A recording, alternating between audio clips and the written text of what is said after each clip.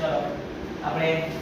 આગળના વિડિયોમાં બીજો તબક્કો જોયો તો અમીબામાં ખોરાકનું જે શોષણ છે કેવી રીતે થાય તો અન્નધાનીમાંનો જે પાચિત ખોરાક છે પાચિત ખોરાક એટલે પચેલો અન્નધાનીમાં જે ખોરાક પચ્યો છે એ ખોરાક સીધો ક્યાં જશે કોષ રસમાં અને કોષ રસમાં જઈને એનું શું થાય શોષણ એટલે કે શોષાઈ જાય છે સીધો કોષ રસમાં શોષાઈ જાય છે પછીનો તબક્કો છે પરિપાચન પરિપાચનમાં શું થાય તો અમીબામાં જે પચેલો ખોરાક છે અન્નધાનીમાંનો પચેલો ખોરાક એ પાચિત ખોરાકમાંનો થોડો ભાગ એટલે જે ખોરાક પચ્યો છે એમાંથી એને પોષક દ્રવ્યો મળશે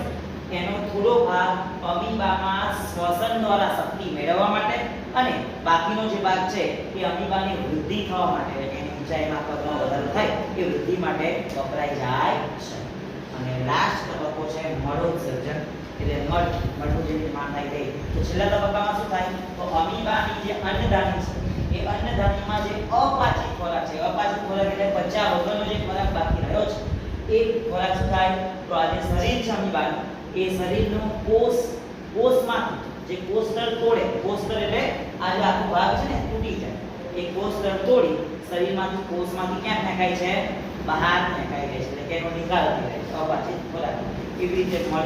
મળોત્સર્જન એટલે મળનું નિર્માણ પણ આની અંદર થાય છે કે અમીબાની અંદર જે અમીબાનું શરીર છે એની જે અન્નધાનીમાં જે અપાચિત ખોરાક છે એ કોષતળ તોડી કોષમાંથી બહાર ફેંકાઈ જાય છે બરાબર એવી રીતે મળોત્સર્જન જે છે શરીરની બહાર નિકાલ થાય તો આપણે અમીબામાં પાચનની ક્રિયા છે બરાબર એમાં જોઈ ગયા કે અમીબા એક કોષીય પ્રાણી છે જેમાં અમીબામાં પ્રાણી સંકોચન પદ્ધતિ જોવા મળે અને અમીબામાં ખોરાક મેળવવાની જે પદ્ધતિ છે એને કોષીય ઘનભક્ષણ કહેવામાં આવે અમીબાના ખોરાકના પાચનમાં ખોરાક દ્રવણ પાચન શોષણ પરિપાચન અને મળોત્સર્જન જેવી પ્રક્રિયાનો સમાવેશ થાય જેમાં ખોરાક દ્રવણમાં શું આવે તો અમીબા ખોરાકનો કણ હોય તરફ ખસતું જાય અને ખોટા પગોની રચના કરે અને ત્યારબાદ